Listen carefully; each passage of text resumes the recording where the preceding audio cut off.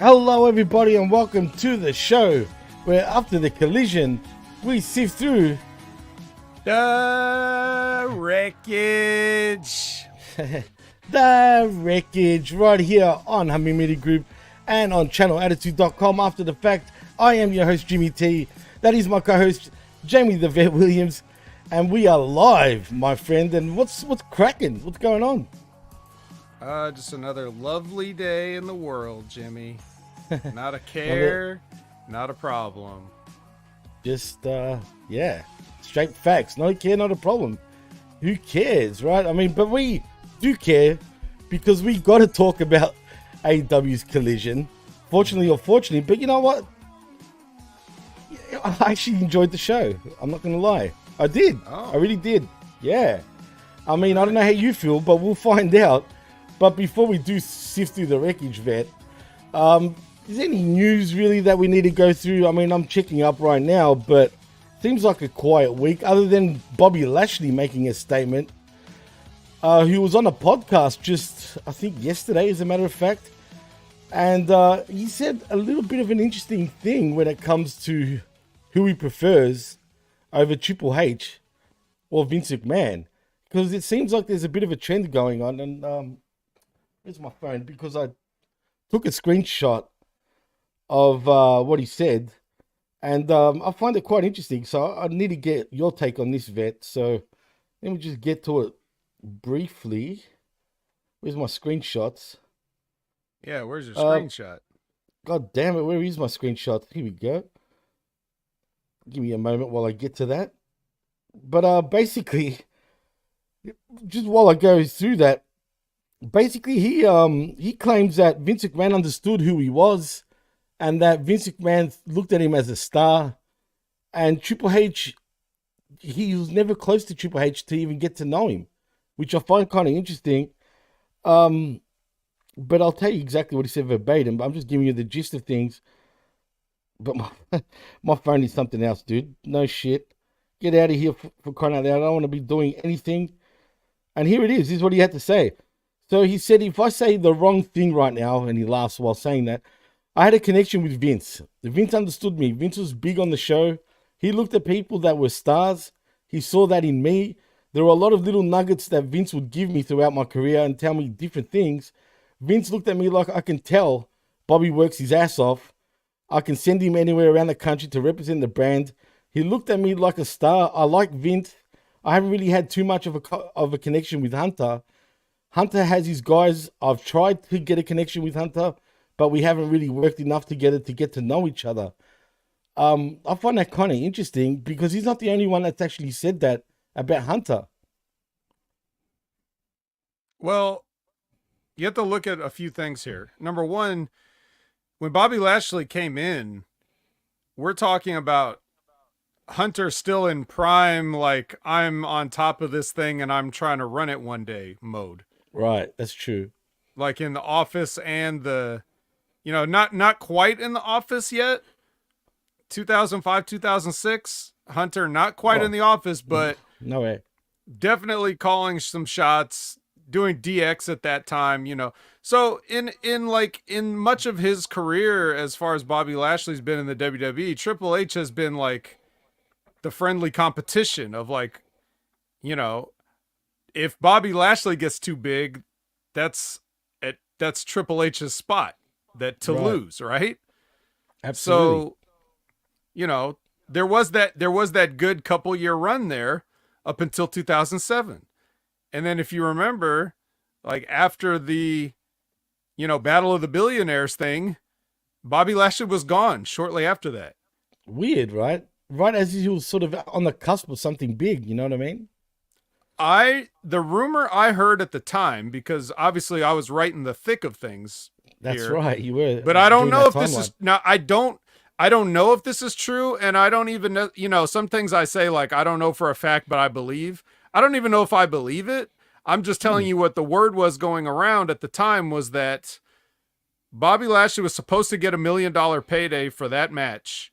So was Umaga, and apparently he didn't. And then he demanded it, and then they paid him, and then he was gone. So he did a warrior, in other words. I mean, I don't think he did the match first and got the payday after, unlike That's the Warrior who held him up held before, them up. right? Yeah.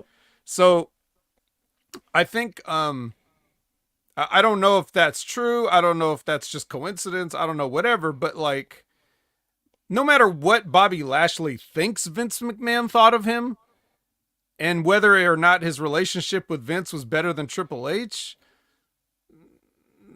Vince McMahon did not have Bobby Lashley's best interests at heart. In mind. Right. No. Well, also, he was the one motherfucker he was feuding with Vince McMahon in ECW. Does that sound like a star to you?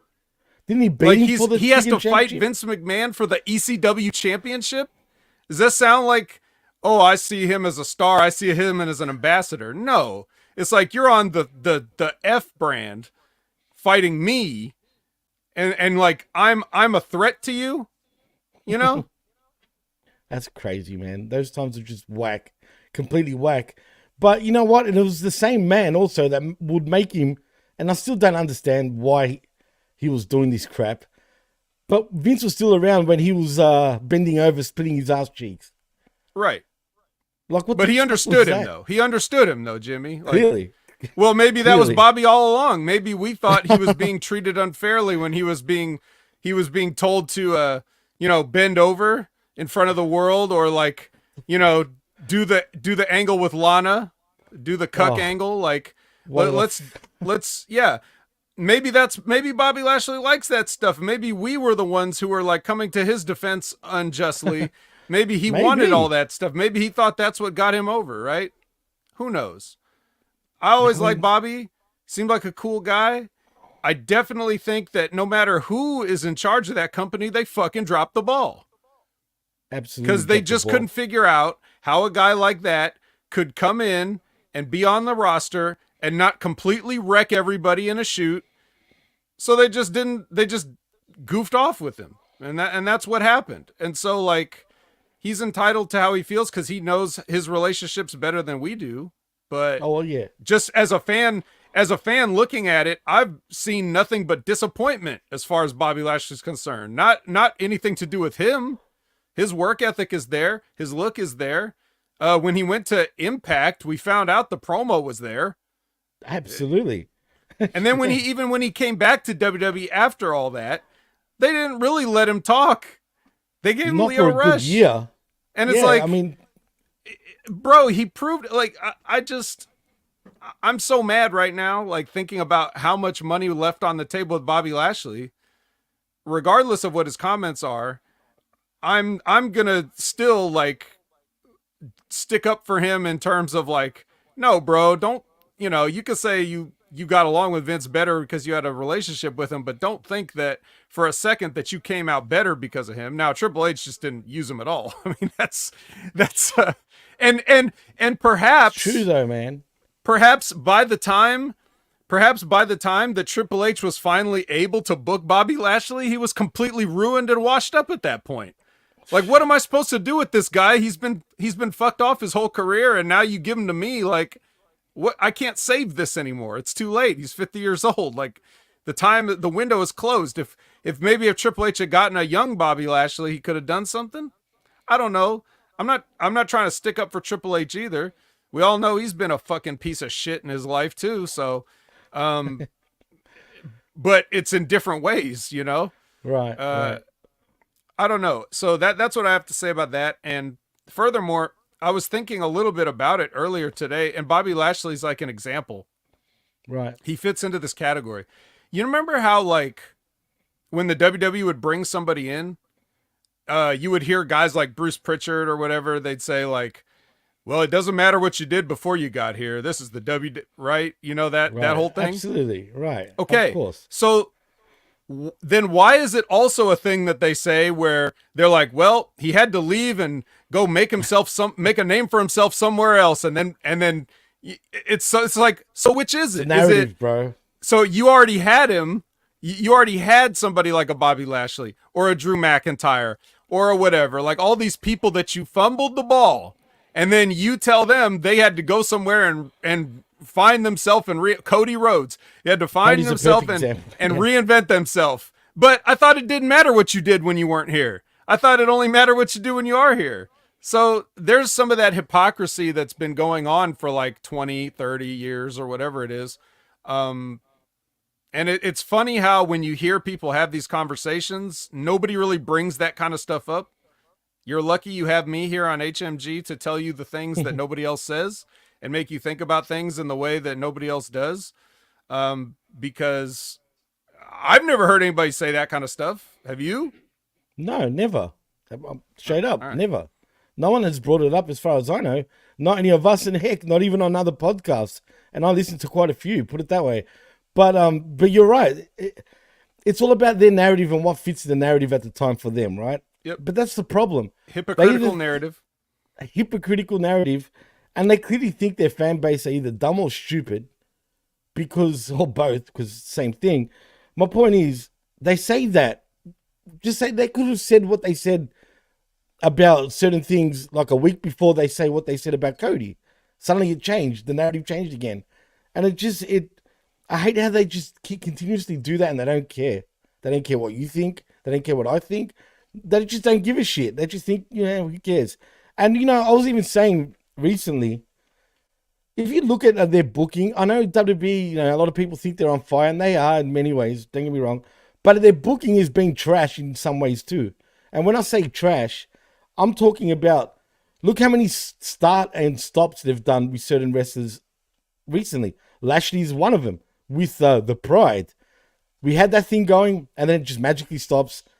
The Neuralizer came out, vet, psh, it's like, forget that even happened. You know what I mean? Like, Neuralizer comes out, boom, boom, boom, it didn't happen. That's not just that. They've done that also with other feuds. And I said this on the Smack Attack. I can't remember what was the other two that came to mind. But the point is, they do this on the regular, and they just expect you to forget about it. And for the most part, a lot of the fan base don't like bringing it up. Like, they just don't. You know what I mean? It's like it never happened. And it's good. WWE's on fire. But no, I'm sorry. You can't just keep doing that shit and expect everything to be cool again. But for whatever reason, people just don't see that shit, man. And Triple H is at fault for a lot of this shit. So, I don't know, man. I don't know. I still don't know if Lashley's even going to stay or go. It seems like he's going. I mean, I can't see any other way. Where he ends up, I have no idea. But if I was AEW, I'd bring... actually... Don't sign with AEW. Go back to TNA, Bobby. You're too big for that company, bro. If you ever listen to this. He's going to become the Black Brian Cage. That's what I'm worried about, dude.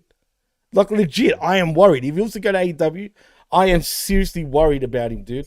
Because if he looks like an idiot in that company, that's it. Like, I'm convinced. Like, this company's just dumb and stupid. Like, that's it.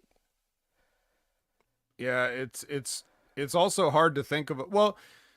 It's hard to think of like a more disappointing WWE championship run too. Like we got him as WWE champion and a program with Brock that we always asked for, and then it was complete and total dog shit. Nothing like what we had hoped or wanted. None of it felt like main event. It felt like they were doing it out of some weird like checklist obligation. Like, oh, did you remember to take the trash out? Did you remember to make Bobby Lashley champion? Did you remember to make him wrestle Brock Lesnar? Like all those things is like afterthoughts. But furthermore, another thing that we have to do is like, because technically it's still kind of in a transition period. So we have to let some more time go by and then compare Triple H's future booking to the way things are now. If things stay the same after like another year and a half, couple years, then we can really start like bring the hammer down. But he inherited a mess, and That's it's true. taking It's fair, a Cole. slow. He's taking it takes a long time to turn like a gigantic like cruise liner around. They don't just turn on a dime. So you have to just do things as you can. Slowly but surely get people back in the buildings, which they are, and Absolutely then we'll go from there. They're doing decent business right now. I heard recently from the quarterly earnings report, by the way, that they had like a a revenue of like 800 and something million dollars this past quarter, and yet 1/4. and yet their profit was only like 100 million. So like They spend that 700 much? million something dollars in expenses Wow. that they're not seeing. That's quite a Wow. bit. That's a quite a fucking. bit. That's a lot, dude. That's actually bad. You're losing 7/8 of your revenue.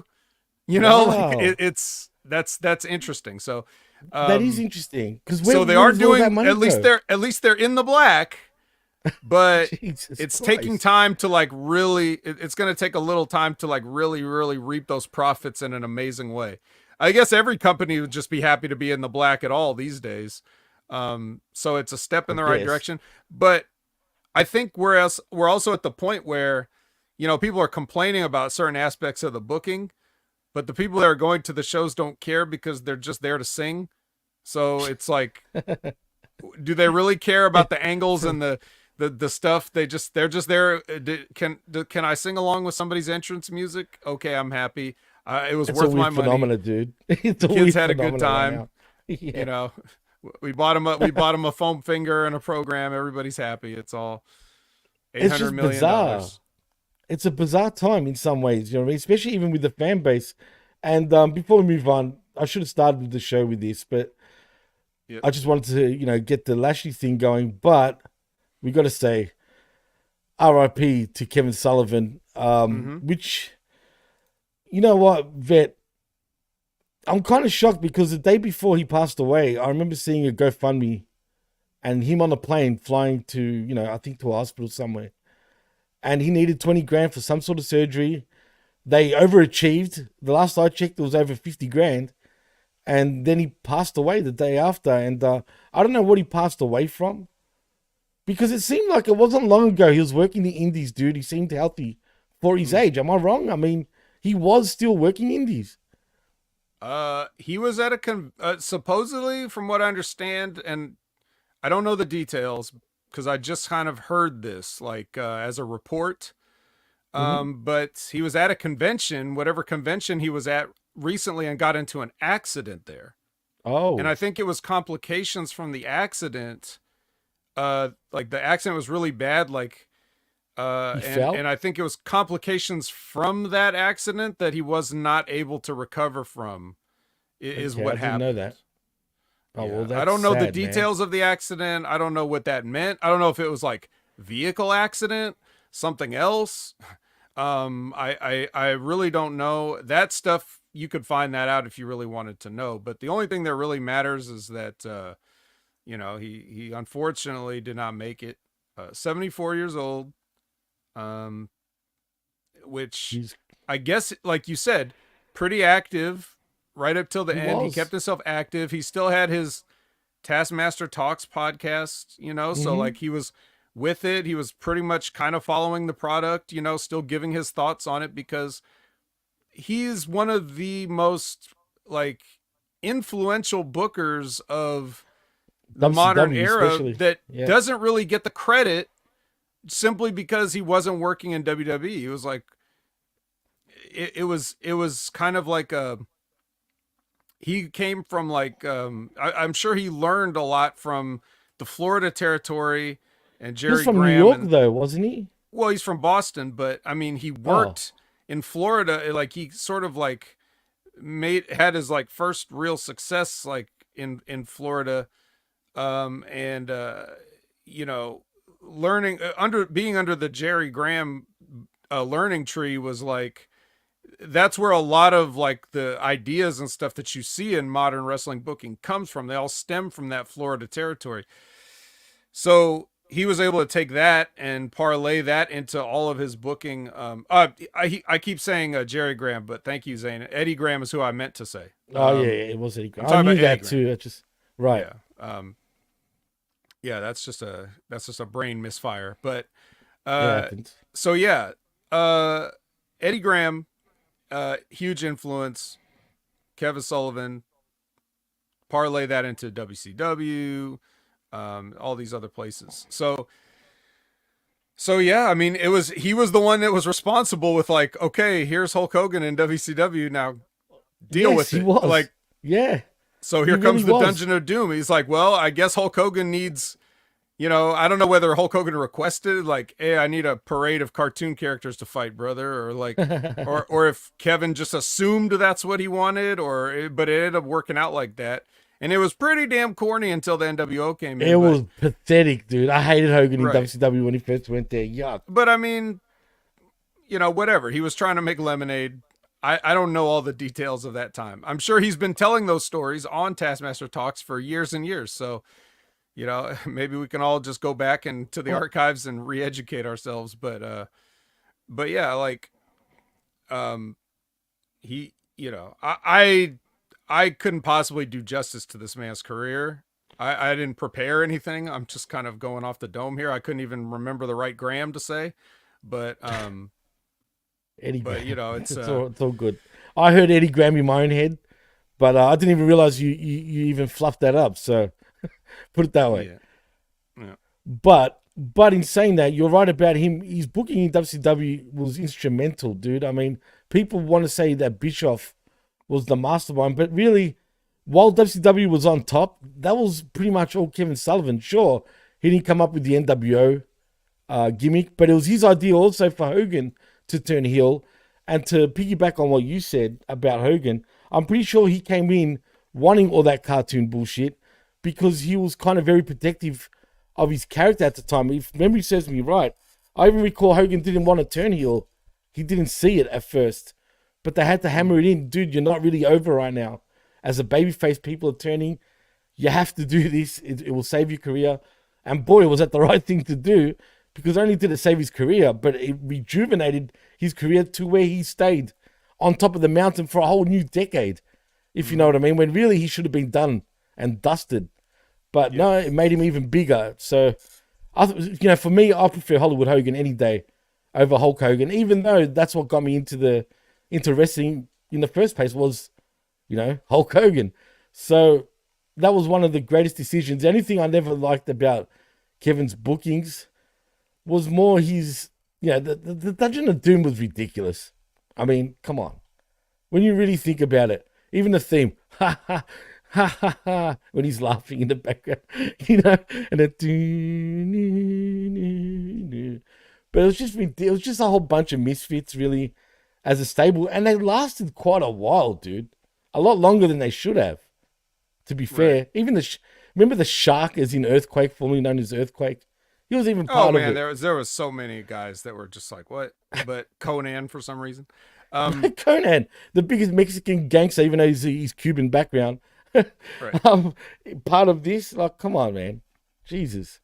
Yeah, but then you think about like, would we have like, for better or worse, like, would we have a Wyatt family if we didn't have the Kevin Sullivan sort of family for the devil worshiping like thing, which they never, I don't think they ever came right out and said we worship the devil, but it was like heavily implied and references and things like that. Just like Bray Wyatt never said I'm Satan, but like if you listen to his promos, he's basically saying he's Satan. Like he keeps making Satan references. So it's like he did that kind of thing to the point that people really believed like that he was that, and he had a cult. Right.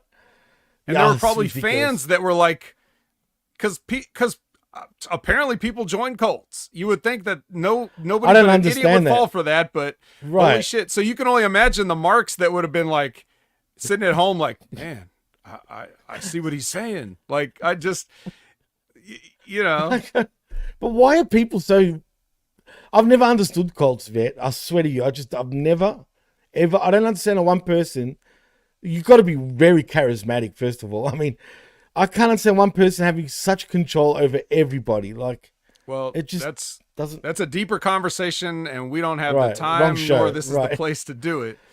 But I do have answers for that. But yeah, so yeah, Kevin Sullivan was just like, I mean, they did a nice package on SmackDown in very little time, Right, which but they could expand this into like a whole long special.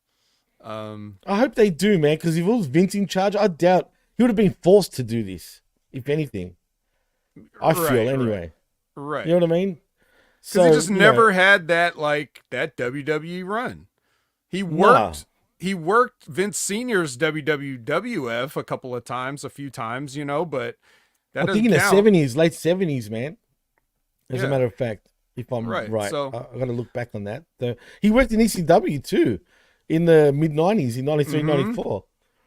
Yeah, he pretty much kind of did it all, and he doesn't it's hard when the WWE is the curators of history. It's hard to get the general population of wrestling fans to understand how important some people were that weren't in the WWF or E, it's like if you weren't here, you didn't matter. Kind of like what we were just talking about earlier. So yeah, no, facts, man. But again, sad, man, that he's gone. It's another pioneer in pro wrestling, whether your people like him or not, or realize he really was. I mean, he was one of the good ones. And no, he did not kill Chris Benoit.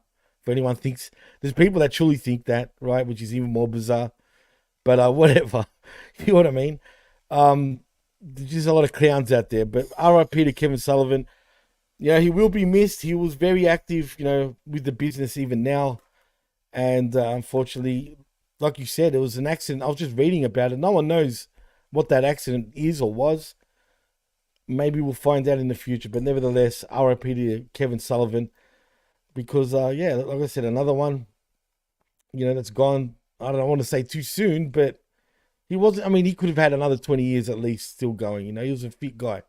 But anyway, nevertheless, back to news. I've got one more piece of news though, Vet, before we move on. Apparently, WWE is interested in signing several AEW talents, Vet. Mike Johnson reported that his sources within WWE stated that the company currently has an interest in a number of AEW talents whose contracts are close to expiring or have off of AEW television for some time, have been off television for some time, that is. Johnson reported that one of the AEW talents currently interested in by WWE, and surprise here, Vet, is Ricky Starks. Oh, Johnson, my yeah, goodness. Surprise. Can you believe it? Besides Starks, WWE officials reportedly currently have interest for whatever reason still in Daniel Garcia. And oh my God, people are still saying that? He's still saying that. This that was a joke. I thought we were kidding with that. No? No. Apparently he's still interested. And as far as now goes, as of lately, he still hasn't signed a new AEW contract. And we haven't even seen him on TV. So that makes sense. Also, it seems like the Lucha Brothers are pretty much done. And they're going to sign with WWE. I believe that part. I truly think they have also did some copyright things. They're calling themselves the Fuego Brothers or some shit. Terrible. Imagine that, the Fuego Brothers, the Fire Brothers. They better come out like dragons, for crying out loud. Or Dark Fuego, was it that? Something like that, man. Dark Fuego. Is there such a thing as Dark Fire? There will be. Speaking of most people in the United States would probably recognize Fuego as the purple Takis bag. Oh, geez, they're fire, literally, bro, and not in a good way. The first time I had those, I'm like, what the fuck am I doing, man? What's so good about Takis? I mean, seriously, I don't know, man. They're a bit overrated to me. Don't kill me. 14-year-old white girl. Oh my God, Takis, bro. Where's my Takis? I can't do it justice. D does it better. I'm just saying. Yeah, well, those are those are definitely some people that the WWE does not need, but does not need. Hey, whatever. Whatever. Yeah. But why Garcia though? That's what I want to know the most. Like, why Garcia? Bro, I don't know. I swear to God, this is like. Whoever Mike Johnson's source is fucking with him. Like they have to. I hope there's so. no way anybody. Why would anybody? You got to be shitting me. Where in the fuck is even? Well, I'm even just looking at Tony. Tony, it's Daniel Garcia. Come on, what are you doing? Another main event? Just We're gonna do this. Like I can't even believe what I'm seeing in AEW, where he's not even like the smallest guy. And then imagining him being on like, just imagine Daniel Garcia on WWE television next to anybody. And he's doing the dance. If Vince was still in charge, he'd be doing the dance. Even next to like Tommaso Ciampa, imagine him. Like he's in better shape, Tommaso. They may be the same height, but yeah. I don't know. Right, man. yeah. They The see J12. something. The Rock thinks he's signing his ex-wife instead of the wrestler. That's probably what happens. Like, hey, The Rock is really pushed for Rocks, Danny Garcia. He's apparently he doesn't know that his ex-wife is in AEW, but he wants to get her out of there. Dude, have you seen his ex-wife the way she looks now? Not really. Can I show you? I got to show everybody. If anyone hasn't seen The Rock's ex-wife lately, you know what? This is the wrong Danny Garcia. We need to be signing the female version of Danny Garcia. Check this out, guys, when I get it. I'm telling you now, and when I say specifically calls himself Daniel, just so there's no confusion. I'm sure he thought of this. I'll give him that much credit at least. I think they'll change his name. Like in WWE, he won't be anything Garcia. Especially if The Rock's around, he'd be like, my wife will eat you alive. Trust me. My ex-wife. I'm telling you, dude, because she's that big. She's a tank, dude. Tank. Like, I mean, oh, man, where's these pictures of her being a tank? She's in the gym now, bro. I swear to you, she's a machine. Wait, in the gym. Is she on the gas? She looks it. I'm telling you, she looks like a wrestler, dude. It's disgusting. She's got the jaw head. Here we go. I'm gonna share it now. Share wait, screen. do you have a before and after? Because like, oh yeah, there should be. Like I haven't singled out a picture just yet, but I just want to show you. All right, see the pictures here, for example. okay, That's her now, right? The Rock's face. Whoa. There should be a before and after. Like she's a tank, dude. There was some. Yeah. Like, I don't. Look at her, bro. Look at her. Oh my God, she looks like The Look Rock. at her chest. Oh my God. Dude, look at this picture. My God. Like, Come on, look that's at her, gotta be dude. photoshopped. I don't think it is. I'm telling you, dude. I don't think it is. Because she's a bodybuilder now too, man. Look at that. Fuck. She's an animal, bro. And yeah, and she's beforehand, on, where's what she looked like before? Look at this, right? Check this out. I'll go before. That's her before, bro. where? Right here. Can you see that? Oh yeah. Look at that. That's So, what she so used she to look definitely like. had, she had a little foundation to her, but Dude, she just, I don't know if it's a midlife crisis or not, but she just decided, you know what? Fuck it. I'm going to fucking become an animal. You know what I mean? I mean, Yeah, seriously, dude.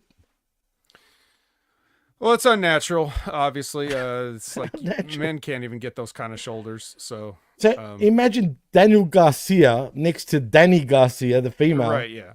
I I'll signed be like, her. get this guy. Yeah, get this guy out of here. Like, just get him out of my face. We don't need that. And then, You know what I mean?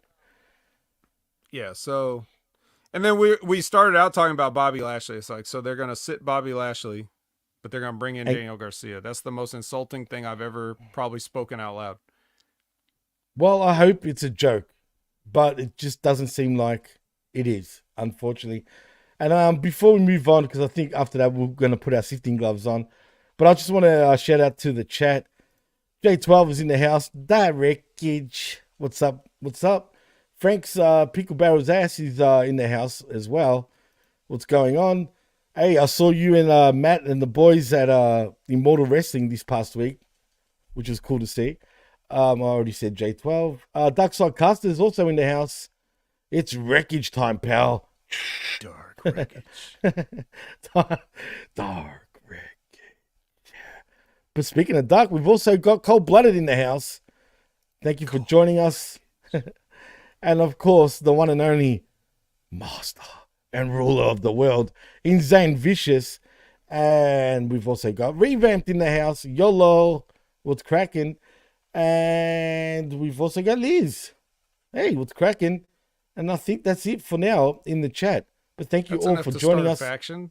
Let's go to AEW with this faction. Hell yeah. Call ourselves, what do we call ourselves? The Wreckage. Yeah.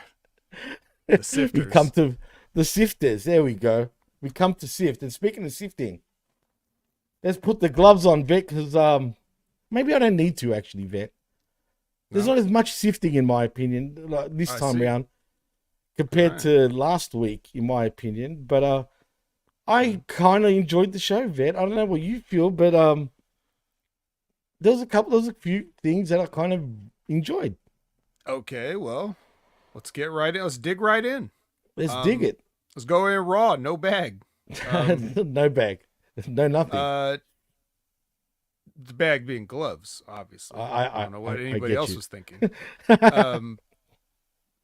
But yeah, we're going to go, we're starting out hot because we got Darby. Darby is back and he's fucking working every show.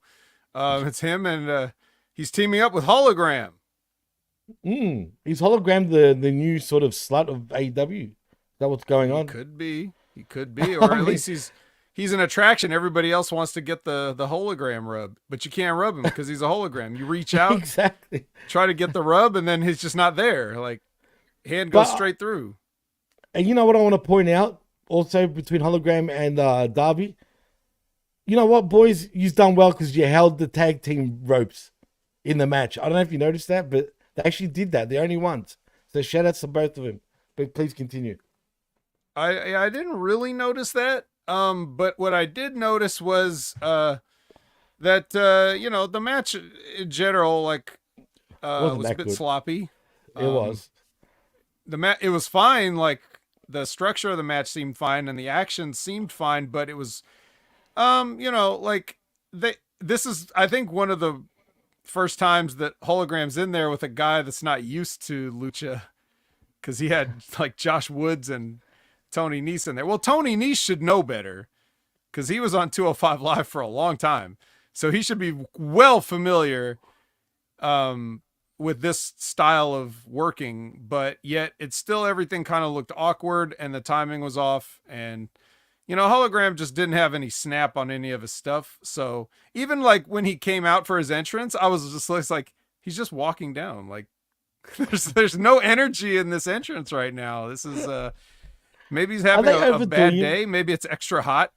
I don't know. But... Well, do you feel like they're overexposing him a little bit? I don't know if he's been on Dynamite. I did watch one match on Dynamite. And yeah, I'm going to say it. I actually enjoyed the Fletcher MJF match. I actually thought it was one of the better matches that's been on that show.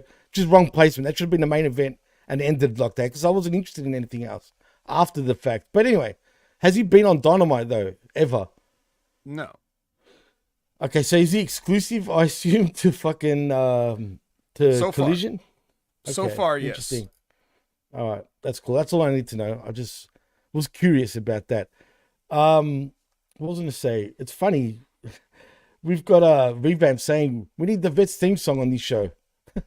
Funny you bring that up. We've spoken about that. Don't worry, you might get it. I've actually done a rephrased version of that I need to find eventually, and it might make its debut once again here on the Wreckage. But anyway, but please continue on. Well, like I said, I felt that it was a little bit sloppy. It wasn't everybody's best showing. And even the sort of like wannabe Mahistral cradle type pin that Hologram ended up winning with was still like, it looked half-assed. Like he didn't even get the whole thing in, like, right. The timing it sucked. The crowd wanted to like it. Like I could hear the crowd wanting to like everything and then like being slightly disappointed, but still trying to like it. I don't know if that makes sense. But... No, I get you totally. Like there was kind of there's a rhythm to a wrestling match when it's done correctly. Absolutely. There's a rhythm and a timing to everything and you are sort of like a conductor. Like you want the people to react at certain times in certain ways. And there's ways that fans are conditioned. Like they've seen these spots and these things so many times, they can feel them coming and then they're ready for it. And if you fuck the timing up, they're like ready to react. And then they have to hesitate because you were a step too slow, a step too fast, you moved on too fast, so on and so forth. There's just many ways these things go wrong, and it's really hard to tangibly explain that. But I just felt like everything in this match was a step off, and it didn't matter though, because Hologram is a crowd favorite already, and Darby's a fan favorite. So they got what they wanted, which was the premier athletes. We knew they had no chance of winning, so it was just a feel good match to start the show. Let's get the fans happy right out of the gate, and that's what they did. I feel they accomplished that. I mean, what would you say in addition to that? I've got a feeling. Do you think they're going to start pairing up Darby with Hologram more frequently? Even though I think their chemistry is a bit off though. And I just thought, like you said, this match was sloppy. I felt everyone was off in this match in many ways. So I can't really blame one specific person and whatnot, but I just get the impression, and I don't know why, I could see them two being a tag team for a little bit. And who knows, maybe win the tag bouts. I hope not. Really, Darby, do they even know what they're doing with Darby right now? I mean, he seems they want him. They think him and Jungle Boy is the thing right now. So that's okay, where they're going for the All In.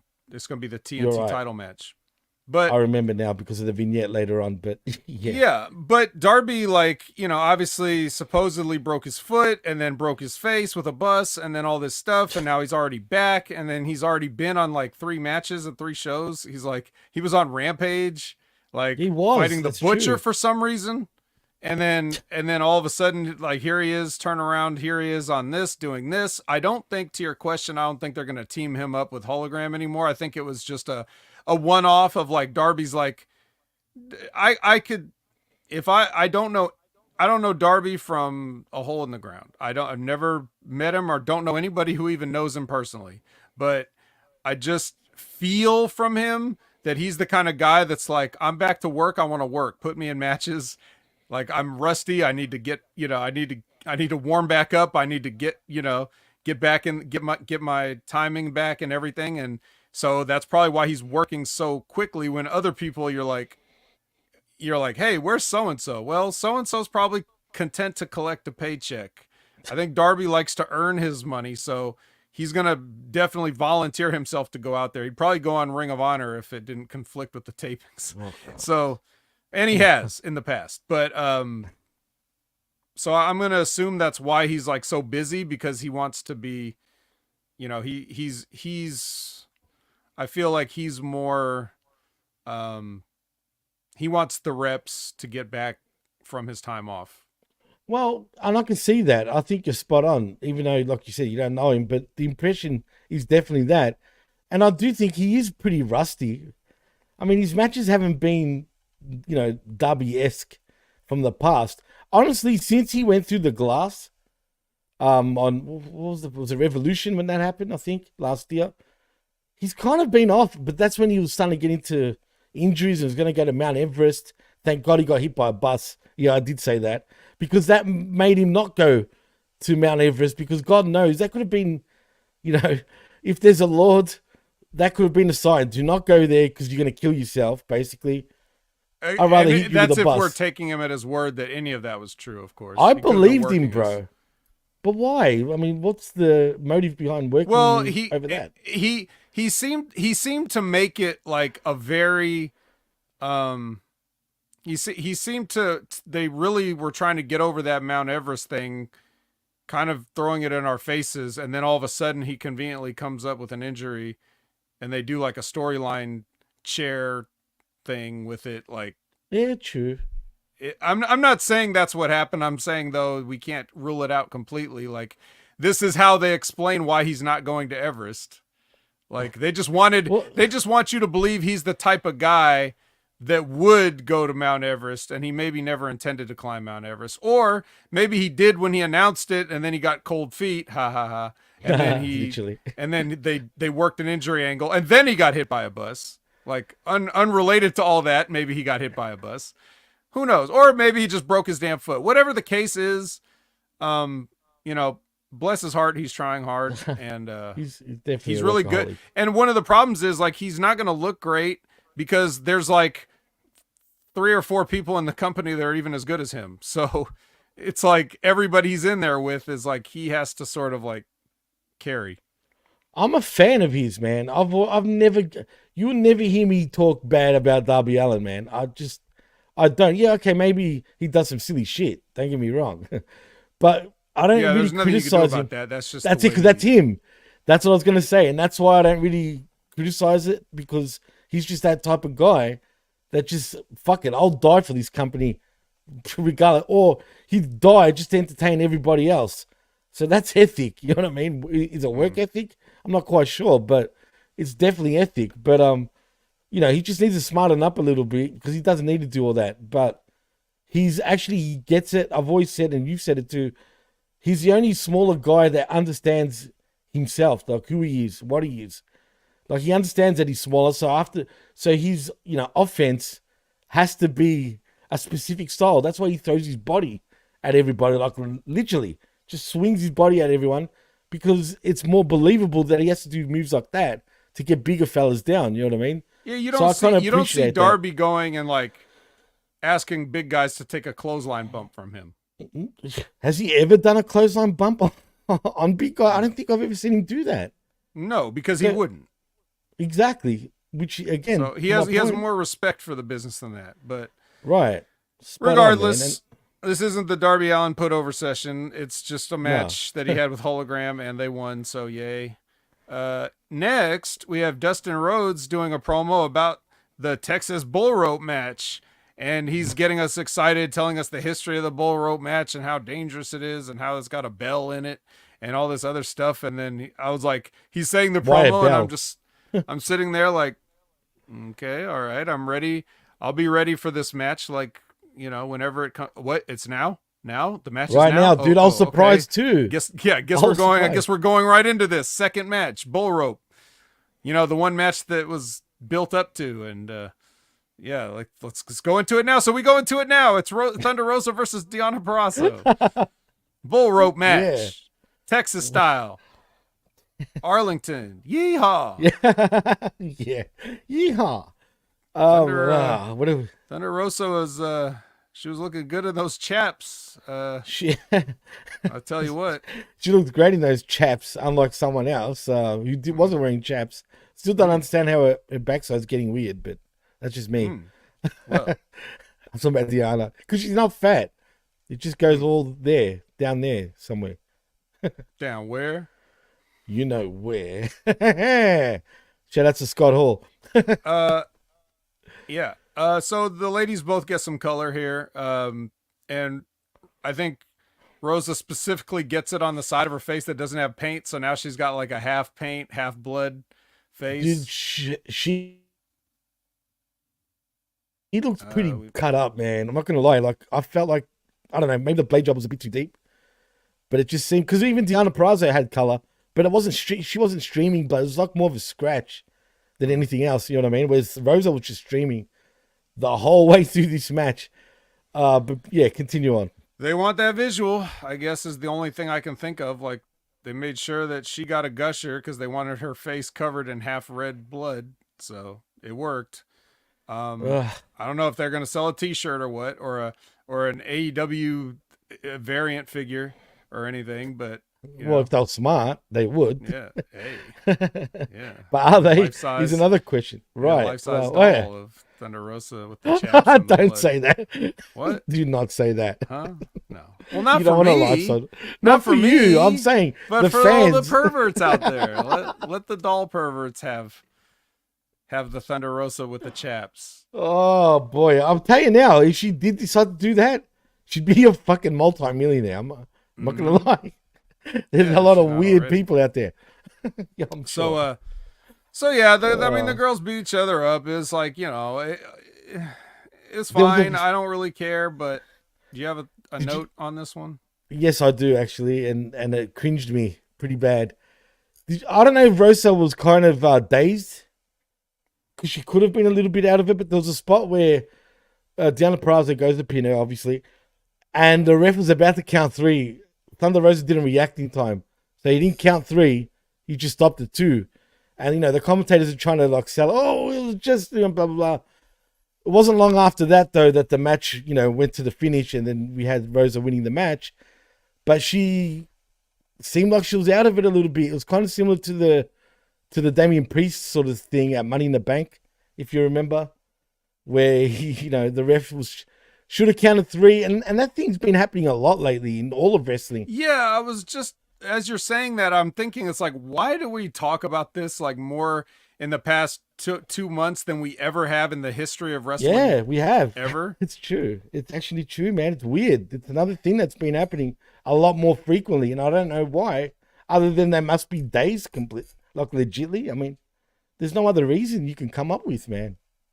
Well, I know, but like, it's not like people never got knocked the fuck out in matches before. I know. And they always kicked out. I have no idea what's going on, man. It's another weird phenomena in professional wrestling that's been happening a lot, especially in 2024, man. Okay, well, since this is clearly a danger, then I would suggest that all these wrestlers these days be a little more vigilant when your opponent is in there with you. And if they seem like they're fucked up, maybe don't go for a cover. Maybe buy them some time instead. How about that? That's true, too. How about check That's on true, them? too. Make sure they're good, It's weird, bro. If this is going to be a problem going forward where people are too fucked up to kick out, which has never been a problem before, how many times did I don't remember, like, how many times did Shane McMahon get dropped on his head in that match with Kurt Angle at King of the Ring, where he was throwing him through the shoot glass windows and suplexing him on his head and neck and all that stuff and throwing him off the top rope and everything? Did Shane like forget to kick out of any of those false finishes? I don't remember. He actually didn't. He actually didn't. All right, well. He didn't. He fucking was still switched on, and he went through hell, legit, in that match. Do you know what I mean? So I don't know. Is it like Mike Martin says, or Mike Martin, and shout outs to you, Mike. He says lazier talent. Lazier talent? Could it be? I'm too tired to kick out. I mean, could it be? Yeah, it's just strange, dude. I know we had a finish plan. Just beat me. Just beat me. But do you think the ref, see, back to that though, if I'm the ref, I'll just count 3. And if the rest are fucked up, oh, well, you fucked up. You know what I mean? Like, it's on them. Like, how else are you supposed to hide it? And I get it. He doesn't want to, all referees react the same way, but they should be allowed to count 3 without getting any sort of heat on them. If that's what they're worried about, which I'm sure it probably is. Otherwise, how else are you supposed? Because it looks bad, dude. It looks bad every time, but it is what it is. Yeah. All right. Well, anyway, so Thunder Rosa, like you said, she did win, and started crying too. Her Thunder Rosa bomb driver, whatever, and now, so okay, she won, yay! So now her record is 1-3 versus Deonna. Okay, all right, congratulations. But can I ask, why was she crying? You lost the best of 5. I know. But why was she crying? That's another weird thing. She just started crying, man, out of nowhere. Like, well, I don't know if it's because she's just overwhelmed by everything. I won a bull rope match in Texas, and also I got my bell rung, so I'm that's emotional right now. That's what it was. I screwed up the finish. I'm telling you, dude, I'll bet you a lot of that had to do with that. And another thing that was weird to me, she always reps Mexico, even though I know she's from San Antonio. But tonight, she was a proud Texan, damn it. That's right. A proud Texan from the graveyards of Tijuana. Yeah, exactly. But anyway, that's all I had to say. But I wanted to point that out. Well, here's something. Next, we get an Outrunners video. And these guys. Yeah. So I love them, dude. The first thing I thought of when I saw this is like, okay, Wyatt family, if you want to do a VHS video, this is how you do it. Fucking this is what it looks like. Not whatever that digital bullshit you did was. This, if you're going to do a VHS, this is how you do it. I loved it, bro. I'm not going to lie. WWE and all their production just got fucking owned by this Outrunners clip, you know? Now, obviously, they're going for a different vibe, but it's the same time period, you know? So I think these guys, man, look, they're starting to earn their spot now in this company, as they should. I think they can be so good. I love their over the top 80s style promos that they do. You know, the coked up promos of the 80s. You know, like almost Hogan Warrior-esque. Everyone used to scream in their promos or much, you know, like, what you gonna do, brother? Or you sucks. Relax, why are you screaming? We're just at the back, you know. We're not in the ring. But I love how they were doing that. But I love this vignette, man. I thought it was perfect. And like you said, WB overdo their shit with their digital crap. You know what I mean? But they don't need to do it. It doesn't need to be that complicated, man. Keep it simple, and it still works. Yeah, just get a camcorder and shoot it. That's it. End of story. Simple as that. End of story, man. So yeah, and then we get the match. It's FTR versus the Outrunners. We knew this he was one. going to win this. This one kind of took a while. Oof. You think it was a long match? Right. But it was a fun match. I'd rather see more of the Outrunners, but that also means I have to see more of Cash Cashin and Hollywood Axe the Axe, and that's with not a brand necessarily new colored my favorite. You notice his mustache was fully colored now this time, man, which made him look weird. Yeah. Man. It just stood out to me, man. But you know what? I prefer the Outrunners over FTR, straight up, man. I'm not gonna lie. I think, look, these four worked great together, man, in my opinion. But man, they need to give them their comeuppance, make them beat. It wouldn't be good if they just had this upset win out of nowhere over FTR, where FTR, and you can turn this into a story where FTR like doubt themselves and not sure anymore, because really they're not even sure what they're doing with FTR anyway. What are they doing, dude? Like, you know, they're just there. There's nothing to them though, like to me right now. So whatever, but yeah, please continue on. Well, I don't have much else on the match because, you know, but you did ask me about a certain spot, which is where the you know, I sent you a text. Turbo Floyd at some point, not Turbo Floyd, excuse me, Truth Magnum at some point gets down like on his hands and knees and like kisses whose boot was it? Was it Axe? It was Axe, the Smash Axe. Yeah, like yeah.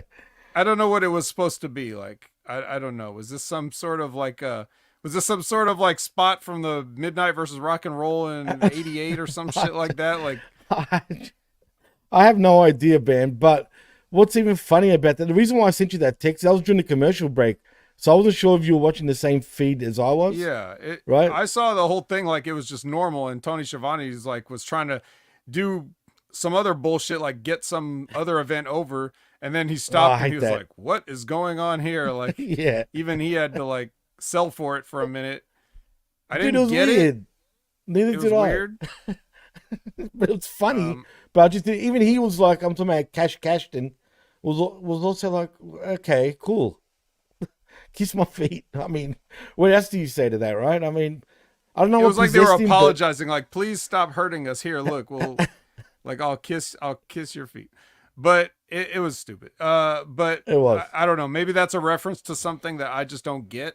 Maybe I'm just not cool.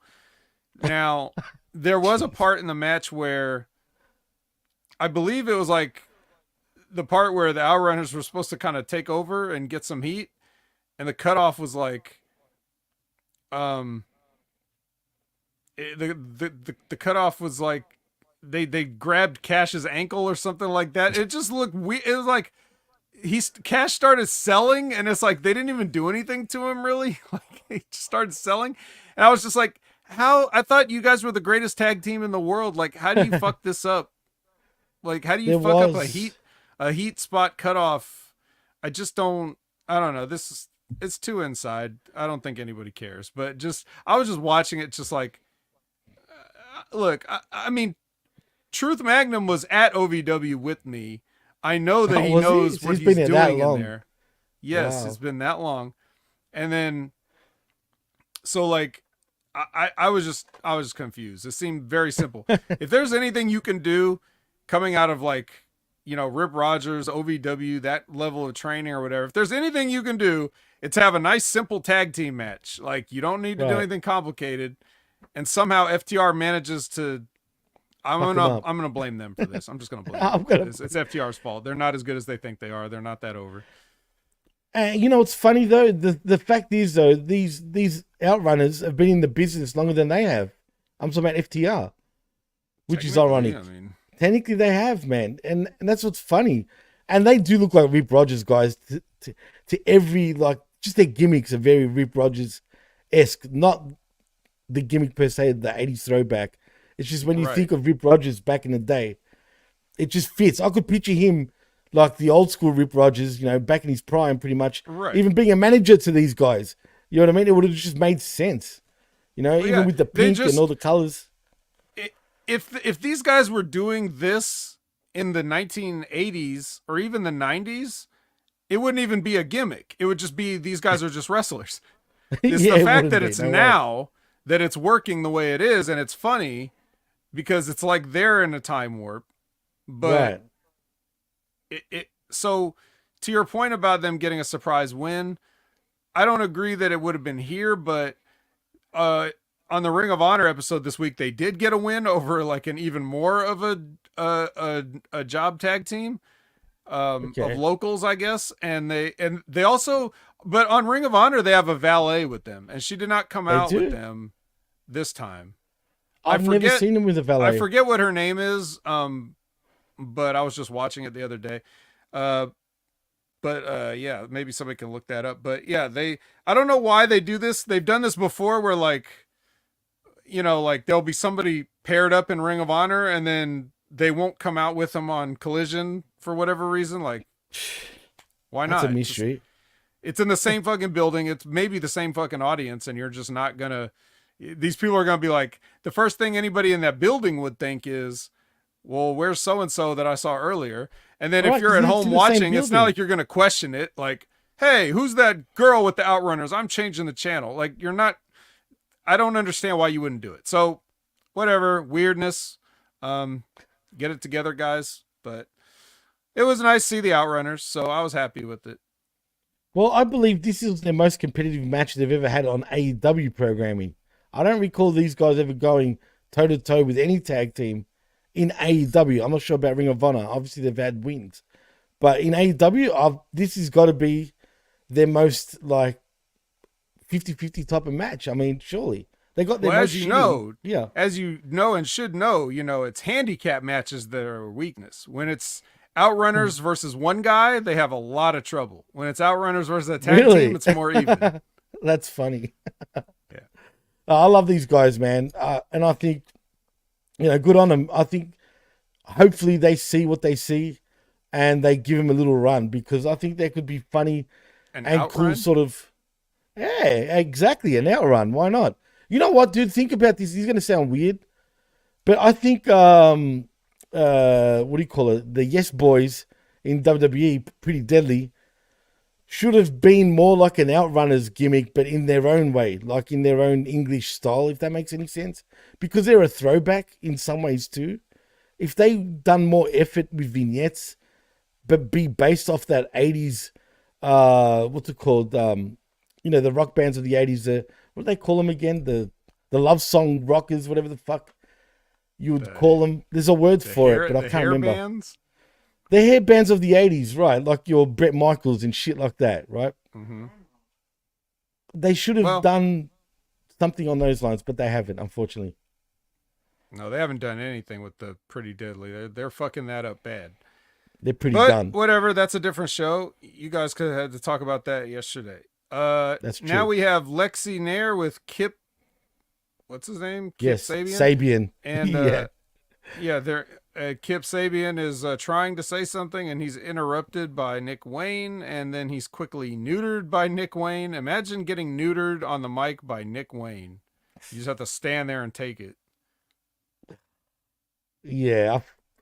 I don't know if I feel sorry for Kip or not, but I don't even know why he's in the company still at this point. But yeah, I guess them two are going to have a match. I guess. Oh, big deal. I couldn't care less. Yeah, I don't. And on top of that, he's going to lose to Nick Wayne. So whatever. Right. Yeah. So then we get a package about MJF and the Will Ospreay and the Kyle Fletcher and the yada yada yada and the Snavits. The Schnavitz. And then we get we get Rouge versus his best friend Preston Vance. Now, Pedro Peligroso. yeah, him. Yeah, that the very same. Lo mismo. So he, if you weren't watching Rampage, which you weren't, and nobody was, but this whole thing happened when Rouge had a match and he won his match or something, and then Don Callis is like, or no, it wasn't. He didn't win a match. He was like, this was like after he had a match where his team lost. And Don Callis was saying, do you want to be the best? And he's like, yeah, I want to be the best. And then Don Callis is like, well, will you be willing to do anything it takes? And then he's like, even beating your own friend, Preston Vance? And he's like, yes. And then Don Callis is like, I want you, Yes. I don't just want you to beat him. I want you to hurt him. I want him to go to the hospital. Can you do that? And he's like, I can do that. Well, some other stuff happened, but I mean, that was basically that's why we had this match. He's like, Well, I'm are glad you vicious gave me enough to beat context. up your own friend, Roosh? I'm so happy you gave me the context because I had no idea why they were wrestling. Right, first Right. of all. Yeah, Second as of far all, as you're concerned, last time these guys Right. were a tag team, and now all of right, a that's sudden- why I was confused. I'm like, why is this happening? You know what I mean? So thank you for that. But in saying that, Rush kicked the shit out of him, bro. Yeah, and he should have. Because Like, if you don't, yeah. then that means Preston Vance has to get offense, and nobody wants to see that. Again, why is he part of this company still? I don't know. This guy is so rotten. Wasn't he on? Wasn't it him and I want to say it was him and Duke Hudson during COVID Raw. Weren't Kristen they like Vance? a team?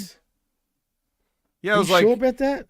I'm not. That's why I'm asking. But yeah, no, I don't But it was recall when that. it was when Duke Hudson was going by his Brendan Vink. He shoot was name, still going by or that, whatever. and then I could have sworn that Vance Preston was there at some point. Because he was part of the Two Dark big Order rotten as guys. 10.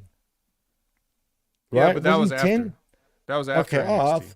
I thought that was during the Koof Koof era that he was 10, but maybe It was, you're right. but he's still like within that era. He worked. He got released from WWE and went straight into AEW. Okay. You know I what's mean, funny? again, feel free to correct me. That was Shane Thorne. Yeah, Well- Shane Thorne was with Brendan Vink, but Vance Preston was there somewhere. He had to have been. Okay, interesting. Do you remember the time where people... Yeah, more research. Come on, Zane, do some research. But do you remember people thought at one stage, no shit, this is true. Do you know how he's got the 10 crossed or whatever the fuck on his chest? He's got a tattoo. People thought that was Jay White at one stage, and I'm thinking, what? He's way bigger than Jay White, first of all. Like, why would it be Jay White? But people literally thought that, and I'm like, okay, whatever, cool.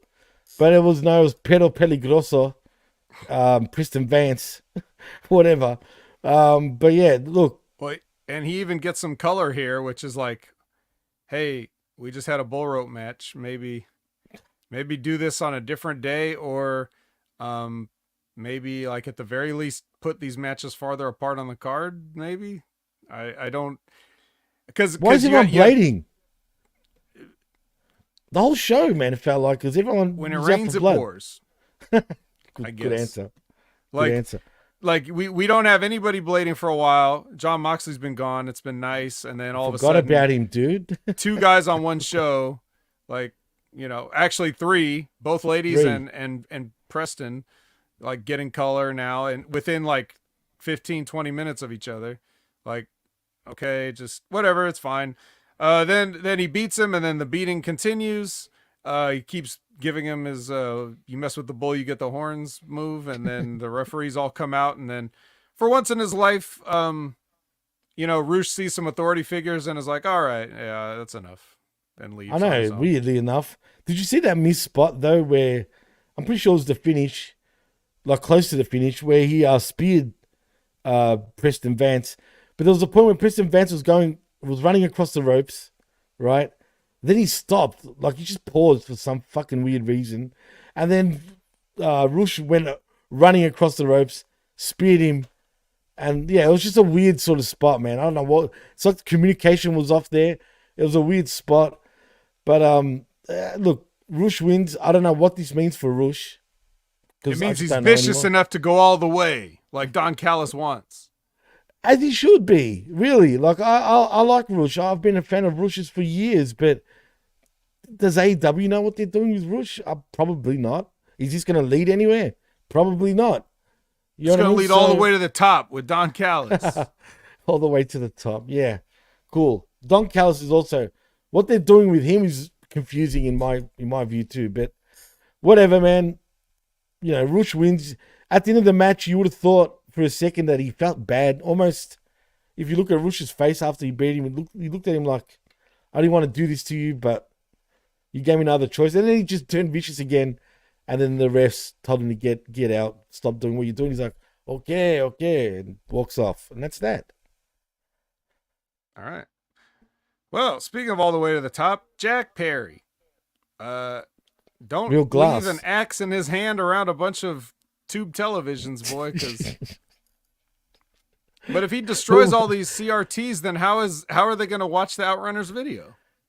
I know. And what's up with another friggin' person doing that 80s thing again? We've got two people doing it. Although this reminded me more Wyatt-esque, especially with the scapegoat image, if you know what I mean. Like the way he looked at the friggin' TV, and it's like, okay, cool, scapegoat. They are trying with Jack Perry, but it doesn't matter what you do. It doesn't matter what your vignette is. It doesn't matter what the gimmick is. It doesn't matter any of that stuff. When he goes out there in front of the people with his shirt off, everyone will laugh at him because he's comically small and he's not tough. And even if Jack Perry were to get on the gas and start looking like Danny Garcia, The Rock's wife, not Danny Garcia, the wrestler, right? If he gained 50 pounds of muscle, he would still have that stupid face with that stupid hair and those beady little eyes like his dad. Like, he would not ever look like a tough, like, he would not look like an intimidating individual at any point, no matter what he does. Doesn't even matter if he puts on muscle. That's not the point. The point is he's a boy, a jungle boy, and he will always be a boy because just like anybody, whenever age you see them, it's like that's the age you see them for the rest of their life. So if you see a kid, like if we all remember Leonard DiCaprio when he was a little child actor, and now he just looks like an old boy with facial hair. It's gross. So true. Like, he doesn't look like an adult. He looks like an aged up child.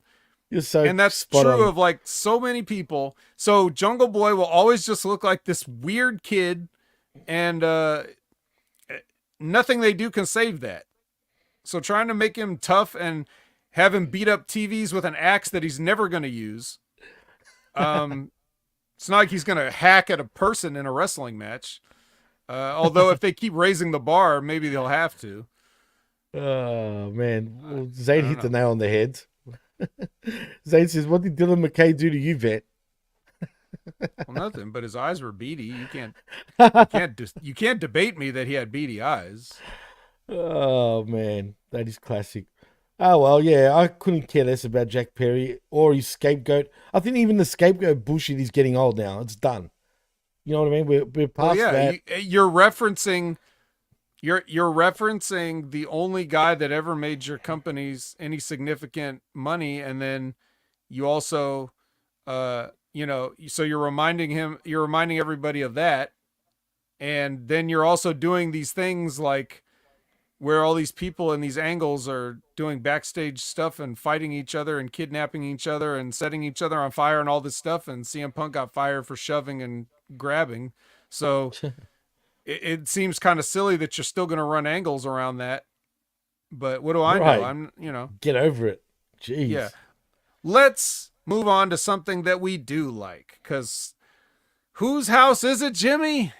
Oh, it's Swerve's house, I think. But really, it's Prince Nana's house at this point. Come on. Or is it Tomohiro's house? You know what I did like about Swerve? What he was wearing. He's wearing his pants that he actually made out of on a tribute to Bray Wyatt. I don't know if you noticed that. You know the side how it shows his face, like the lantern. He actually said that in the interview that he did that because of Bray Wyatt and in a tribute to him. So that's cool to see again. But did he look happy to be in this house today? Swerve was just like, he looks the same as he always does. I don't. He does look very miserable. He like I pointed out in the past, he's doing his makeup under his eyes to make it look like he's like not sleeping or like whatever. Like he's so. I guess that's the idea that he never sleeps. I think that's kind of like what he's. The idea? I guess. like I'm not getting enough sleep because I'm grinding. Like I don't know. I can only assume that, which is it's fine, but that's why he always looks like that. Like he's miserable because, you know, it seems like he's trying to paint the story that you know, it's difficult to be the top, you know, the top of the mountain. So that's fine. I don't mind that. Well, but guess what? Well, he also did. What's that? You know, there's only one thing that can climb a mountain, Jimmy, and that's a pit bull made of stone. A pit bull made of stone. Yeah, I didn't know they climb mountains, but this one does. Do. Well, stone ones do. Yeah. Regular ones don't. That's true. So in saying that, you're talking about Tomohiro Ishii. Yeah, he answers the open challenge, and I was like, finally, somebody. I didn't expect that, even though I should have, though, in a way. Yeah, he's a working guy too. They were like, hey, why don't you take the G1 off and spend some time in the United States? And he's like, all right. And then they're like, hey, Ishii, work every show. And he's like, every show. Just done the G1 then, I guess. That's the same shit. But I like it. He was on Rampage. I'm here for it. Yeah, no, definitely, man. Absolutely. The match was typical, like, you know, the match was typical Ishii type of match, really. Hard hitting. Yeah. You had your spots, your Ishii spots, you know, the usual. But it didn't suck. It was a good match. Yeah. I mean, there's not much more really to say about it because, like I said, it was a typical Ishii type of match. We've seen it before. But is this the first time they faced each other, though? I don't think they've. Certainly on television. Okay. I don't really. They may have faced each other at some point, you know, over the years, but. Because Ishii comes overseas a lot, so he could have conceivably done some shows with Strickland before, but you know, they definitely didn't look like it was their first time working in terms of like how everything came off.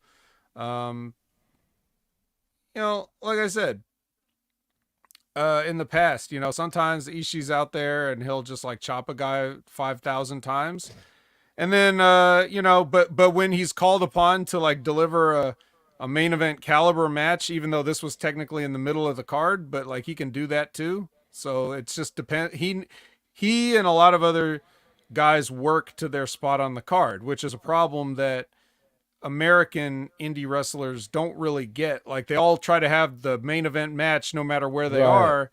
And sometimes it's not good to have the main event match if you're second. That's not how wrestling, right? That's not wrestling, right? It's not how it's structured. Yeah, sometimes it's not meant to be structured you have to have the right match for your gimmick, your angle, and your spot. That's what you got to do. So Ishii does that. In this one, it was like, well, if I win this match, I get a shot at your title. So of course it's going to be better than just a random tag team match that he has with some other person, right? He's going to work harder in this match than he is in a meaningless match. So that's a smart worker, and that's one of the reasons I like him. So, but good match. Of course, he doesn't win, but no, that's beside the point. But shouldn't this match be the main event? When your champion is on a show, I feel like you need to pitch it to be the main event at the very least. Because again, all it does is water him down a bit as champion still. You're right about that, but I'll tell you why it wasn't the main event when we get to the main event. Okay. I mean, you think about it. This match could have been the main event. The bull rope match could have been the main event. Like there's a few, right? No, there's a few contenders for main event here. True. Which, hey, that's decent for an episode of Collision. Because usually Collision's a lot of, geez, why are we watching this at all? But And Anyway. that confuses me, Vet, because again, it seems like every second week we get a pretty like stacked card. Now next week I'm expecting it to be piss week, like a 2-hour rampage. You know what I mean? Well, we'll see. We'll see exactly. Claudio does a promo now, and he is talking about he's earned himself a shot at Okada's championship, and he says, "Hey, why not do it at the first ever Dynamite in Cardiff, Wales?" What is that? Is that what's happening? I actually went for a piss right at that point, right after the Swerve match. So is that what happened? That we're gonna have a Dynamite in Cardiff? Yeah, I guess probably whatever the week of All In is, they'll probably do a Oh, Dynamite interesting. That's a from first. somewhere there. And that's what he Okay, said. I'm cool. going off his promo. He said, "Let's do that. Let's have that match there."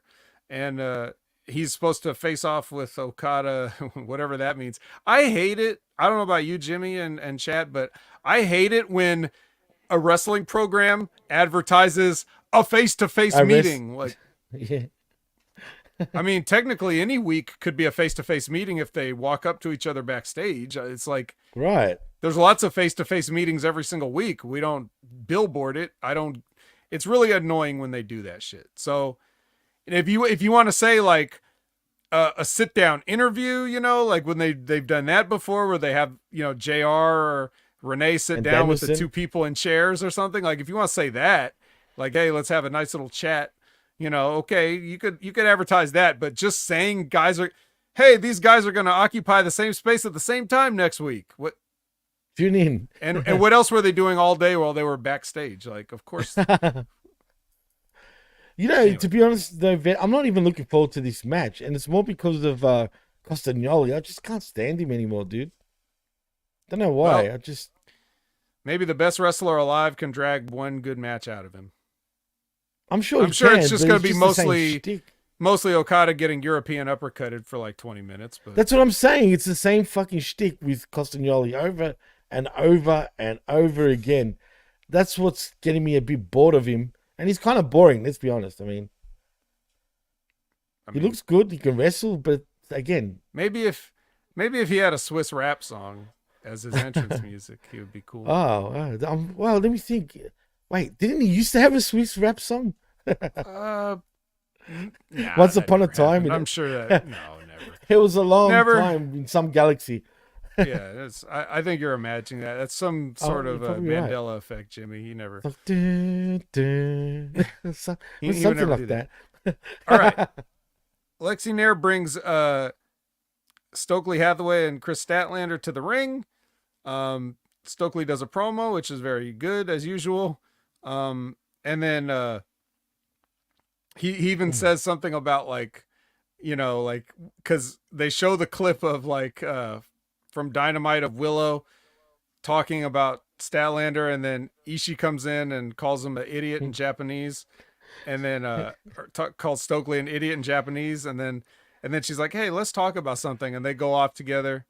Because remember, he's part of the conglomeration now, so, and Willow's like an honorary member of the conglomeration too, so that's where the connection comes in.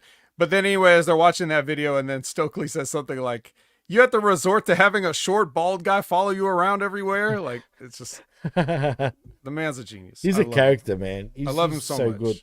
No, he's great. If only he were on this show. If only he were the lead announcer for the broadcast team. If only he were the host of every backstage segment instead of Lexi. If only he were everybody's manager. If only he were. Hey, man. He would be great if he did that. He'll give me even Mean Gene vibes in some ways, dude, when you think about it. I think he could pull that off. Yeah. Do you know what I mean? Because you know how he's kind of smart ass?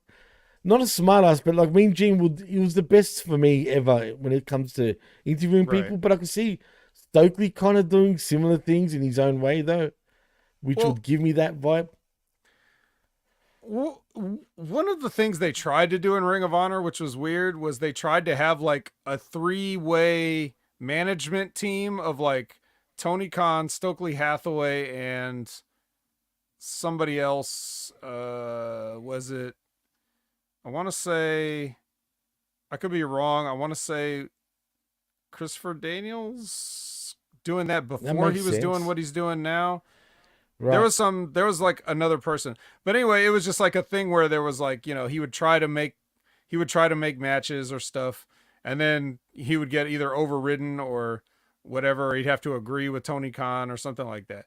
But if they had had like a more structured idea of like general managers and stuff, I think it would be a very funny idea. Jerry Lynn, that's right. Thank you, Zane. Thank you. Uh, I knew it was some old white wrestler. If there was some way that they could like, he could be that, like what you're saying, like a Mean Gene, but like all he wants to do is be Chris Statlander's manager, but he's like being like, his job is like being ordered to be the Mean Gene, so he doesn't want to do it. So that gives him a reason to sort of be sarcastic to everybody. Right. That'd be funny as. It would work. But They won't think that deep though. That's the problem again. They just that No, thought of would course- never no. cross their mind. goddamn no. But anyway, so Lexi basically informs them that there's going to be a mixed tag match made for Wembley. This is breaking news for everybody, and it's going to be Ooh. Big Tom, that's Tomohiro Ishii, and Willow Nightingale, Big Tom and Big Will. Big Will. Yeah, True Will. All right. In the summertime. So it's them two against Chris Statlander, and Stokely starts saying how like, well, we'll find her a partner. We'll get a partner right now. And then he's like, no, it's actually going to be you, Stokely. And then he's like, whoa. And then Statlander says, we accept. He's gonna be angry. He's gonna be pissed. Yeah. He's not happy. He's about gonna wear this. his onesie. He's gonna look like a goof, but he's gonna entertain the hell out of everybody, man. Dude, when he had that match with Hook, that was pretty. That's what I'm entertaining. saying. That was entertaining, man. He's good, man. He's a lot better than look. I know WWE knew they had something, but he wanted more, because he backed himself, and that's why he left, pretty much. But is AEW really giving him justice still? You know what I mean? Like, No one has ever given him justice. Justice that's for the thing, Stokely. man. Justice for Stokely, absolutely. Not since man's his Ring of brilliant. Honor days. Right, man. He is. He's brilliant, man. So hopefully we see more and actually do more in this company, but we'll see. I want to give him a hug. I just Come wanna here, give him a Stokely. Come here. Yeah, I just want to be like, there. I feel your pain, brother. I know. Because he looks I like know. the type that would be frustrated, you know what I mean? And he hasn't hidden that shit in the past. So, Right. These guys want to work, man. So, and it's not like he sucks. at least so he's give at him a least he's chance. at least he's got this. We'll say he's got this. He's definitely a lemonade and a chicken salad maker for sure. Absolutely. He was on NXT, but you know how Yes. that goes. with Diamond Mine, wasn't he? He was with Diamond Mine, if I remember. Wasn't he Yeah. with Diamond Mine? Yeah. I Yeah. remember that. Yeah. He was great even there. All right. Well, Lexi's busy. See, we could be getting Stokely doing all this instead of Lexi, but I'm now telling Lexi you, man, doesn't he'd be do great. anything, but then she has a gimmick on Ring of Honor too, because she's part of the Minions with Athena, Yep. which is like, the I'm second best confused thing, even with that. second best storyline going in wrestling besides the CM Punk and Drew McIntyre and Seth Rollins stuff. That's number one. Then number two is Athena and Billy Starks and Lexi. And you've always then said number three, this. maybe a distant third, is maybe the Bloodline. Hmm. So Lexi's back here with Top Action, and then here comes the MXM collection, and the top Action tries to challenge them to a match, and Mansoor says that he can't because he broke a nail in his match last week. So yeah. But then Leo Rush comes in and says that Tony Khan texted him and says to tell them that next week MXM Collection has a match with Top Flight. So I know MXM Collection probably won't win that match, but I so hope they do. I hope. Anyway, please, Tony, get him over. Yeah, please, Tony, please. yeah. So there's that. And MXM, very funny again. The entire time. Yeah. And when they left, they did like the elevator thing. I love that. Like Like Austin the- Powers, like Yeah. I don't know, man. Or no, it was amused me Wayne's now. World. It was Mike Myers and Wayne's World. It's some I Mike was. Myers. We know, and then Dude, my yeah, no, I brain doesn't was. work today. I can't. I'm getting everything wrong, but that's okay. Hey, I'm you still still out here corrected trying. yourself. Yeah. All right. Next is Hikaru Shida versus Leah James. Yeah, Leah something. Didn't really care. Somebody told us who that lady was. It was Erica. Oh yeah, yeah. You talking about the one that what you were bringing up earlier, right? Yeah, the woman that's Yeah, I with. saw it. I thought I put it up before. I'll Yeah. find it. Continue, and I'll Someone get back told to that. us. I'm looking for it. Looking for it. Come on. It doesn't matter. It's not her. This is just some other chick. They said she was from England. Erica Lee is her name. That's But this it. is Leah Erica James. Lee.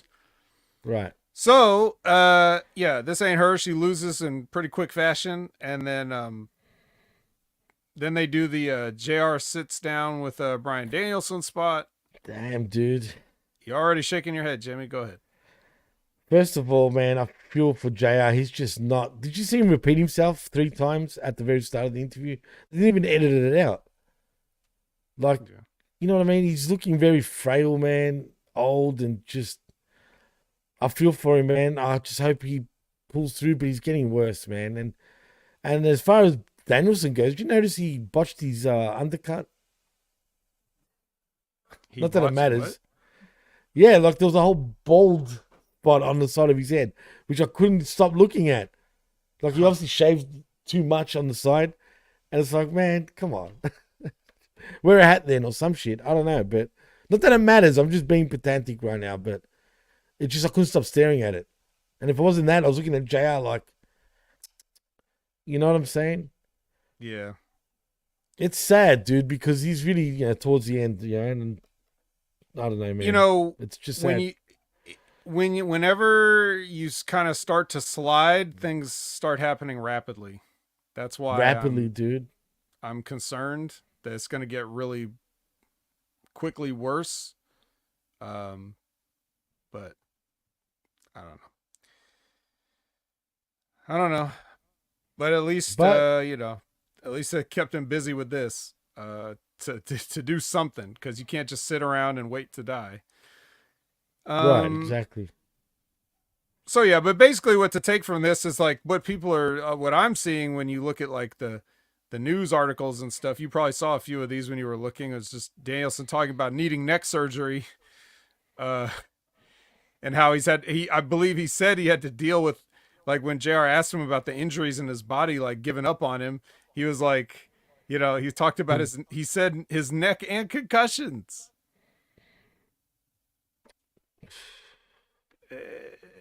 Why even say it when it's true? You know what I mean? Like, he's even telling you this, but he continuously does the most stupid shit during his matches with zero, F's to give. Like, he truly doesn't care about his body anymore. Heck, he even rejected apparently a Hall of Fame induction if he was to get inducted into WWE's Hall of Fame. Well, he says that, but I know, I call bullshit too, but still, if he's so self-aware, why does he continuously do this stupid shit? I don't know. What's he trying to prove, man? I don't know. I wonder, to be honest, I wonder if he just if he's kind of playing into what everybody thinks. Like the There's worker in him, that's true, right, is trying to get people. He's trying to get the, the sympathy and whatever. Like, I think he really wants to have people get behind him and believe in him, so that when Swerve goes over, it's like, a big moment, it'll kind of like suck the air out of the room or something like that kind of thing. And it will, dude. If they're going that way, it definitely will suck the air, which I feel bad for Swerve also, man, if that was to happen. But that's what they want to give us.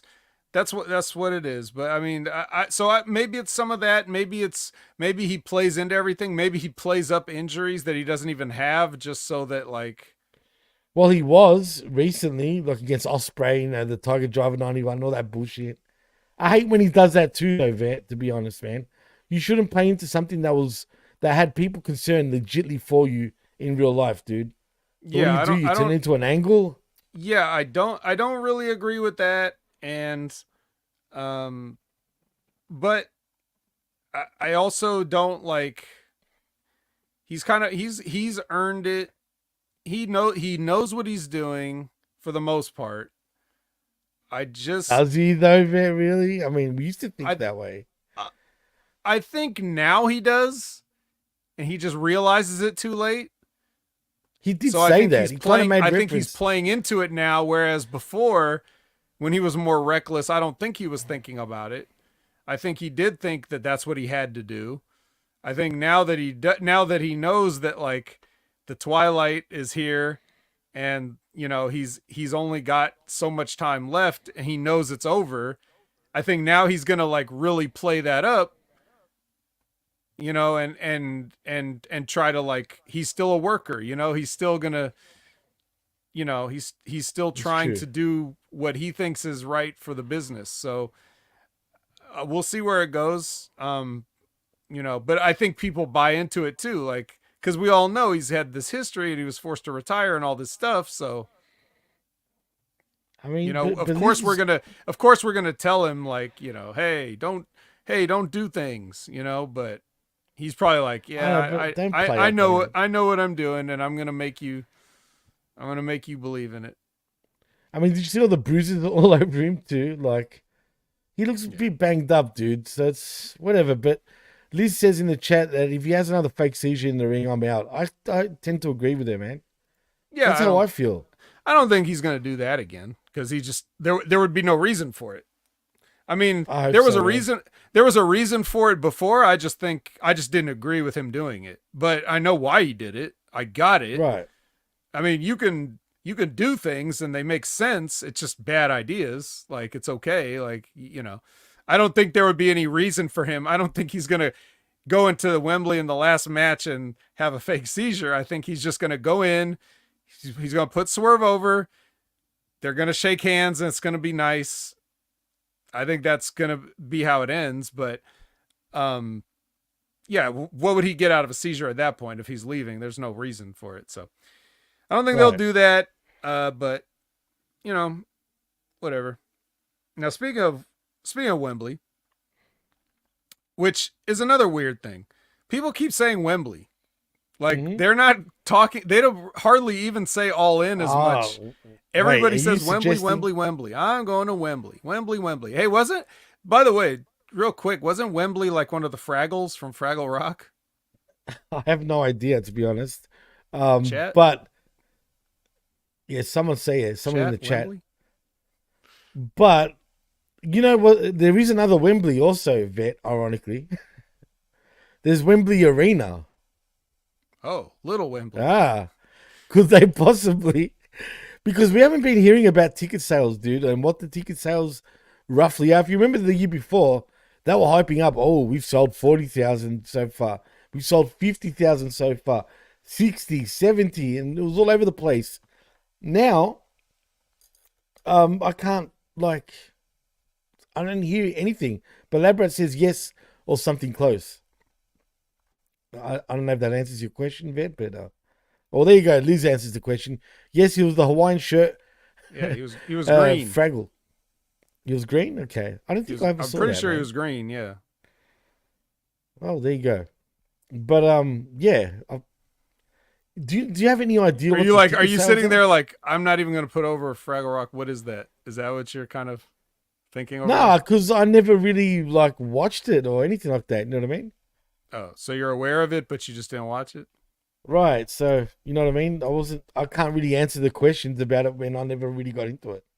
All right. Well, we know what Jimmy's getting ready to binge as soon as he gets off of here. He's gonna go watch all the seasons of Fraggle Rock. But Was it but good yeah. though? So Really? huh? Was it actually good? I don't remember. I was a kid. I liked it. It's Muppets, you know. It's like it's just Muppets. So But is it related to the actual Muppets?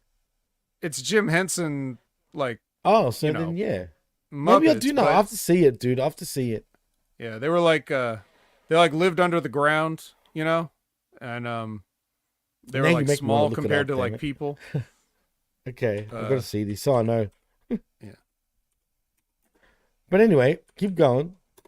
Oh well. Anyway, so back to wrestling. Oh, Um, of course I remember these.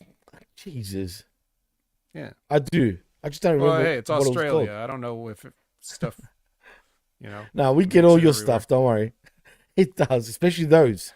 We're You big guys have Muppets. stuff down there? I don't even know. What? In what way, though? Oh, well, no, we've got just Anything? this Matrix Aren't you guys thing just a big going on. desert island with nothing? Actually, most of the country is a big desert with nothing. A lot of Canada camels. Spaceman says it was the collision of the Muppet Show. The Muppet Show is the dynamite. Oh, that's It's a fucking little good. better than that, but they did have these other guys that would like build stuff called the doozers. And The they were like doozers? construction workers. Yeah. Construction workers. I do remember it, but I wouldn't have watched it like religiously. You know what I'm saying? I bet you Dee did. She'll know who Fraggle Rock is. Do you remember Probably. it? She does. She remembers. Let's see. Revamped says that, let's see, yada yada yada. Cardiff Arena. Oh yeah, the setup. Yeah. That's for the Dynamite and Collision taping, but Right. We're talking about all in for Wembley. yeah. And this you make me laugh. Wembley, the Fraggle. Yeah. She says, after seeing your breaker, I think y'all are way out of touch, lol. All right. Oh, that's funny. Well, okay, so now it's 51,000 Oh, seat setup and 45,000 really? sold with 6,000 That's available. bad. It's gonna look empty, dude. Half of that. How bad is that you're talking about 50,000 people looking empty? Dude, the place fits 100,000 practically. Like, that's like under 50% maybe sold. not 100. But it's Certainly close. not It's for in a the wrestling 90s. show. Well, it should. You know what, man? Shouldn't it be more in a way because you got all the seats on the field as well? Do you know what I mean? So technically, Well, I you don't should know. still reach They were close to it. they weren't going to sell as many as they did last year just because it happened once. They've seen it already. Right. So So it's always why going to book be it less. next year? There might Right, be I don't- more. The day of, they might get some walk-ups, but there could be people that are just like not sure yet. And if they get a little more excited in the next couple weeks, maybe they will get some last-minute buys, but you know. I just think it's disappointing at this point when it's coming up in under 2 weeks. Well, in any case, Sheeta says that she's running out of ways to get to Wembley, and I think she thinks her only ticket is Mercedes. So she wants to challenge Mercedes for the TBS championship, and then she will go on to Wembley as the champion and face whoever. But why are they distinctively calling it Wembley? Wembley. You're right. Since you brought that up, now that I think about it, it is. It's always Wembley, but not. I bet you that's because that's a direction. Like they're probably to told go and get to say tickets? that. Or they're just saying it because that's what's being said around casually around backstage. It's Wembley, Okay. Wembley, Wembley, Wembley. Fair enough. Whatever. Last Maybe year they was want to all put in, Wembley all in. over. Maybe they want to stroke Wembley's ego. The 'Cause stadium, Wembley's not a the real Fraggle. thing. You're right. Was it really a Wembley though? The Fraggle? Yes. That's funny, man. Why would we Anyway. lie about that? No, I know, but it's just it's weird to me like that it would be called Wembley. I mean, I've never met anyone called Wembley in my life, but I guess there are people out there called Wembley. Right. I mean, they used to reference it for SummerSlam 92, but then after that, no wrestling there for like ever. Which is weird as well, man. You would have thought they would have done another SummerSlam or something. Look, having a SummerSlam in the middle of summer in the UK is probably a bad idea. It just doesn't give that summer vibes. You know what I'm saying? If anything, they you do sold, it in like- the States. Now they claimed that they sold 80,000 tickets in Wembley Last in year. SummerSlam. No, I'm talking about SummerSlam. Oh, yeah. 92. No, 70 something realistically. Right. It was though. obviously less than that. but I mean, that's a tremendous amount of tickets to sell in 1992 when the business was in the toilet, like It the whole was in the business. toilet. It But really it's was, like, yeah. yeah, it was in the toilet in America, but you go over there and you did a big house, even though everybody hated the WWF at the time. So, it's the same, and it's the same reason that AEW was able to draw a big number there last year because they hadn't had anything since 1992. Right. They want to watch wrestling over there. They still and like just, it. they love it in the UK, but revamped. No, it wasn't shut for 10 or 15 years. They demolished the original Wembley, which is iconic, and they reconstructed it in the same spot. But it didn't take them 10 or 15 years to do. So no, it wasn't shut for that long. Well, speaking of taking 10 or 15 years, the main event is the J-less, Team J-less Bang What's Bangs. happening here, dude? Is he injured? I believe he's died. And also, I'm very upset because Oh no. I recently got an email telling me that my exclusive Ringside Collectibles Jay White action figure, the shipping has been delayed, and now it will not ship until mid-November. Which I'm thinking, What? how do you know this early that you're going to have shipping problems, but you also know exactly when it's going to start shipping? That's a bit strange. Put my figure on the boat and get it over here to me now, damn it. Where's it coming from? I don't know. It shouldn't be on the boat. It should be on the friggin' plane even. Everything that's like a plastic something is made in China, so I assume it's a Oh, okay, fair enough. Well, shouldn't there be in somewhere in the States where they've got truckloads of this shit already? Or they're selling like hotcakes apparently, and we just don't know it. So I don't Jeez. I don't have Jay White on my TV. I won't have Jay White on my shelf. I'm not gonna have any Man, Jay that White sucks. for the foreseeable future. He's just he just got added to Fight Forever, but I don't know if I want to re-download it right now. So I made the mistake of buying it vet 2 weeks ago.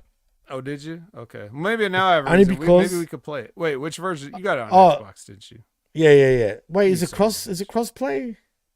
Probably not. It's barely. Most It's fucking barely. games are cross play. It's barely platform play. The online Dude, is man. the online is bad.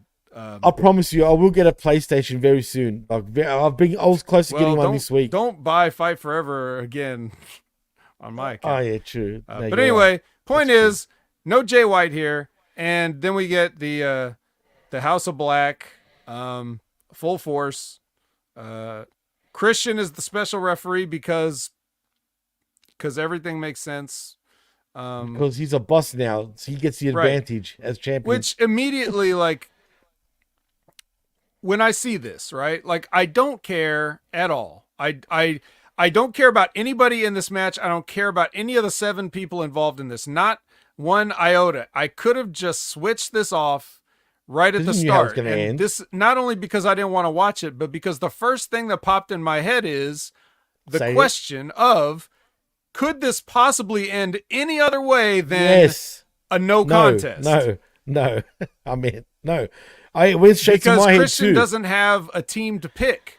So Right. if he doesn't like both these teams, then either he's going to disqualify them both, count both of them out, he's going to make up some other rule to do something or whatever.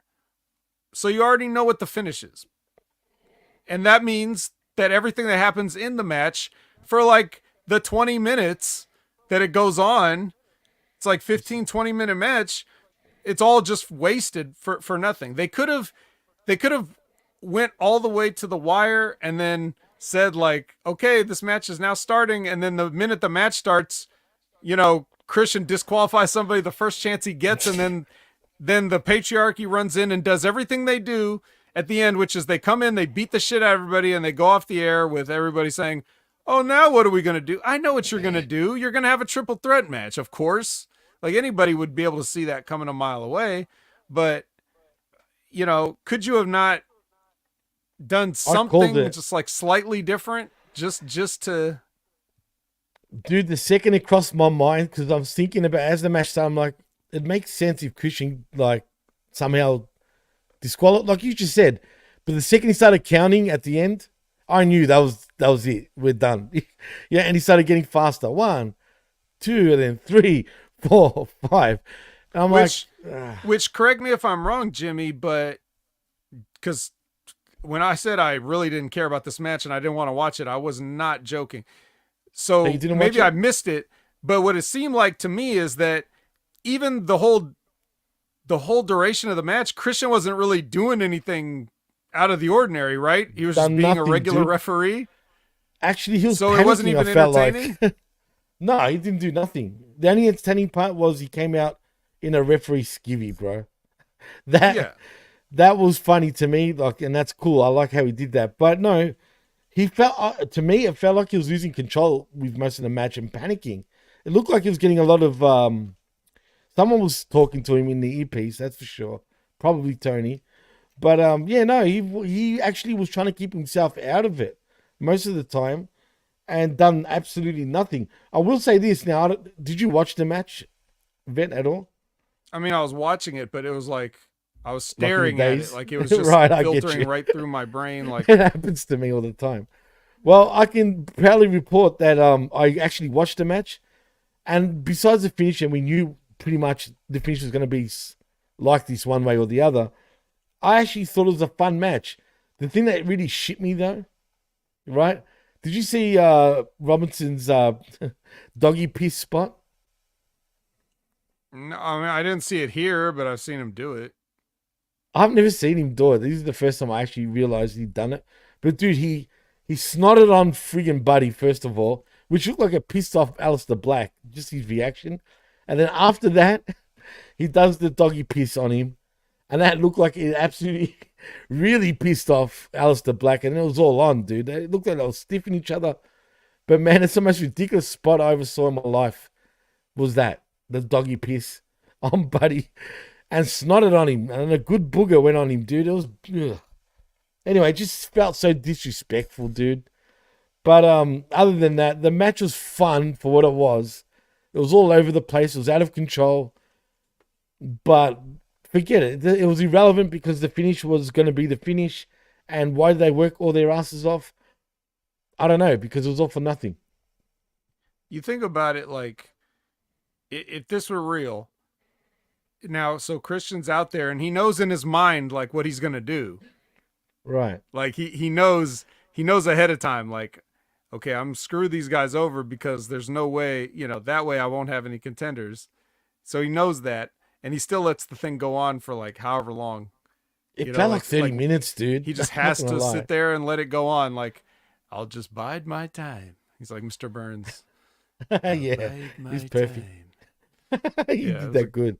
No, just get it over with and go home like a true heel. Right, but instead, the first time somebody throws a closed fist, like Aleister Black throws a punch, Juice Robinson throws a punch, and then he double DQs them both. Like, no closed fist, like... you're out of here. Ding, ding, ding. Like, and then while they're arguing with him, then Luchasaurus and Nick Wayne and Nick Wayne's mom all slide in and beat the shit out of him. And which they did. They had the chairs. There was a lot of chair shots. Mrs. Wayne, or whatever you want to call her, she's an actual champion now too, but not Luchasaurus, but Mummy Wayne. He's a trios champion. Which that was Lab Rat saying, since Mom Wayne has the title, will CD Maker be in the match? There are no substitutes for the belts, or does Bang Bang need a lawyer? Yeah. It's facts. But look, yeah, it was all for nothing. I don't know how all these guys would be happy with this, but like you said, it's going to turn into a three-way. But I will say this. It felt like he was leaning more towards the Bang Bang gang. Like he was favoring them most of the match. But I guess that didn't matter either because, again, we had to finish what it was. But can we get a one-on-one singles main event for once? What have I been complaining about week in, week out? It always has to be a six-man, dude. Why, though? Like, I don't get why is this a thing? Like, every the more the week, merrier. Like, maybe I shouldn't complain. I shouldn't complain because I just keep getting it. I mean, whatever. But it was a fun one in saying that compared to previous ones, only because of the wreck that it was. And, I mean, shit, I had to enjoy it one way or the other, even though we knew what the finish was. So, bad booking still. I don't like how AEW and Tony Khan's just style is so predictable, dude. He loves three ways, loves 10-man matches. I'm surprised we don't have a Survivor Series type of pay-per-view yet. You know, we can call it just, I don't know, what can we call an AEW version? Survivor of the Fittest. You roll your eyes, but you know I'm not wrong. It'll be something like that. You know who else is wrong? Canada Spaceman. Well, he's half right. Say? He says, maybe I missed SmackDown, where Austin Theory and Grayson Waller now copy the entrance the Bang Bang Gang have used for a year now. Well, I'll tell you this much. That's true, they do. I never miss SmackDown, but I always miss A-Town Down Under. But you know what? He's right, though. They actually have been doing that entrance, you know, with the spotlight on him and the camera panning around. That's actually true. They don't even have enough people to make that work. That's true. Gotta have at least but I could picture them. If they were in AEW, they would be so part of the Bang Bang Gang, only because of their personas. Scream similar to all those guys. But yeah, TK and bad booking, no way. Right, lad, bro. It's true. I mean, goddamn. I mean, did you check out? I don't know if you probably didn't, but this is funny. Castrating the Marks, the recent one with Russo. Yeah. The Comic-Con one. Did you see that? Yeah. That's got to be one of the funniest castrating in a long time for me. How fucking ridiculous did that look? Or it's like, for weeks now. It was ridiculous, man. On Dynamite laughing. Every Wednesday. He has to fucking promote. Like, why say that? Like, and I know Russo was saying that too. And I think it was like a reflex, you know, like you just so flinch when somebody like throws something at you. Like, as soon as he says the words, says the words, you know, Dynamite, he has to tell everybody what time it's on and what day, and then. Oh man, and the pause of him with his mouth open, it almost looked. It just didn't look real, man. But that is a funny Castrating the Marks episode ever, man. Like, for me, one of the best ones. But it's so easy. I mean, Moné's burying herself. The more she talks, the more she's going underground somehow. And perfect. Don't listen to him, Mercedes. Okay, so don't change a thing. You're doing perfect. Listen to how all these supposed smart fans all hate you. They're all getting worked. Oh boy, please prove me wrong. But yeah. But anyway, that was that, man. So I don't know. See, it's weird that when watching it and then talking about this show, it almost changes my mindset sometimes.